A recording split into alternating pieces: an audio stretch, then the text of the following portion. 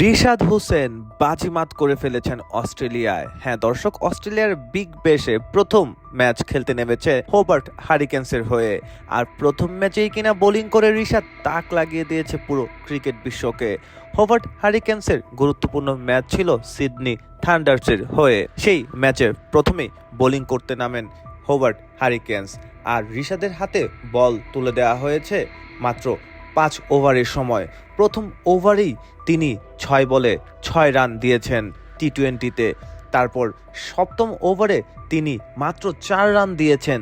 তারপর 13তম ওভারে তিনি দিয়েছেন 8 রান। সব মিলিয়ে 3 ওভারে মাত্র 18 রান দিয়েছেন, অর্থাৎ 18 বল করেছেন, 18টি রান দিয়েছেন, যেটি অবিশ্বাস্য। কেননা সিডনি থান্ডার্স 180 রান করেছে 20 ওভারে, তার মানে 9 করে রান রেট নিয়েছে প্রতি ওভারে। আর যেখানে রিশাদের মাত্র 6 করে রান রেট দিয়েছে, নাস্তানাবুদ হয়েছে অনেক ব্যাটসম্যান, রিশাদের বল বুঝতেই পারেনি।